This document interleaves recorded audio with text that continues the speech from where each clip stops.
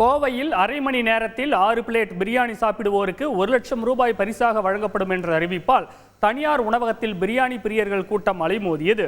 செய்தியாளர் கார்த்திக் வழங்கிய தகவல்கள் இவை. வெண்ணிலா கபடி குழு படத்தில் வரும் சூரியின் பரோட்டா காமெடி இன்றளவும் மக்களிடையே வயிறு வலிக்க சிரிப்பை வரவழைக்கும். இதேபோல் நிஜத்தில் கோவையில் உள்ள தனியார் உணவகம் அதே போன்று ஒரு போட்டியை நடத்தியுள்ளது. ஆனால் விதிமுறைதான் வேறு.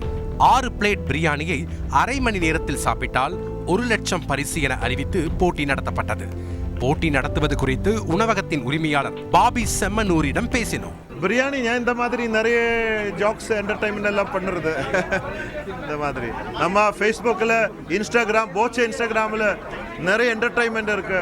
அறிவிப்பு வெளியானவுடன் கோவை மட்டுமன்றி பாலக்காடு, மலப்புரம் உள்ளிட்ட இடங்களிலிருந்தும் ஆண்கள், பெண்கள் என சுமார் 400க்கும் மேற்பட்டோர் பிரியாணி சாப்பிடும் குஸ்தியில் குதித்தனர். இது குறித்து போட்டி ஒருங்கிணைப்பாளர் சைனியிடம் பேசினோம். இங்கே பயங்கர ரெஸ்பான்ஸ் வந்துச்சு. பல ஸ்டேட்லேருந்து ஆட்கள் வர ஆரம்பிச்சாங்க. ஸோ இதை நம்ம கண்டினியூ பண்ணுறோம். 24 hours இதை கண்டினியூ பண்ணுறதான பிளான் இருக்கு. போட்டியில் கலந்து கொண்ட வேலு சர்ஜூன் கூறுகையில், இதை எப்படி இருக்குன்னு பார்க்கறதுக்காக வந்திருக்கிறோம்.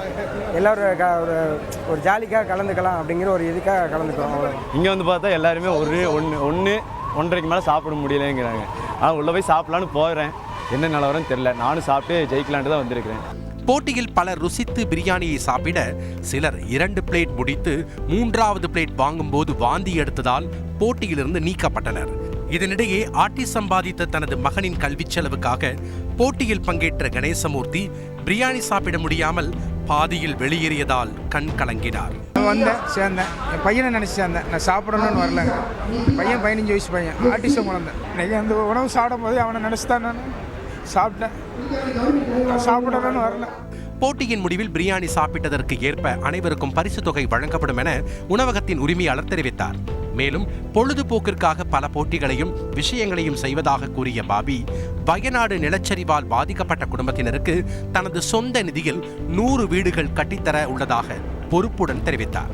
நம்ம போச்சே 1000 ஏக்கர் அந்த மாதிரி ஒரு India's biggest resort and entertainment இருக்கு. 1000 ஏக்கர்ல அதுல இந்த 100 ஃபேமிலிஸ்க்கு வீடு கட்டுறதுக்கு லேண்ட் கொடுக்க போறேன். இதனிடையே போட்டியில் பங்கேற்க வந்தவர்கள் சாலையின் முக்கிய சந்திப்பில் வாகனத்தை நிறுத்தியதால் அதற்கு போலீசார் அபராதம் விதிக்கும் நிகழ்வும் அரங்கேறியது. செய்தியாளர் கார்த்திக் வழங்கும் கூடுதல் தகவல். உணவு பிரியர்கள் ஏராளமானோர் அந்த உணவகத்தில் குவிந்தனர். இதனையடுத்து சாலையில் அதிக அளவில் வாகனங்கள் நிறுத்தப்பட்டதால் போக்குவரத்து போலீசார் அந்த வாகனங்களுக்கு அபராதம் விதித்தனர். மேலும் இந்த போட்டி அனுமதியுடன் நடத்தப்பட்டதா அனுமதி இல்லாமல் நடத்தப்பட்டதா என்ற கோணத்தில் போலீசார் விசாரணை மேற்கொண்டு வருகிறார்கள். ரஞ்சித், நன்றி கார்த்திக்.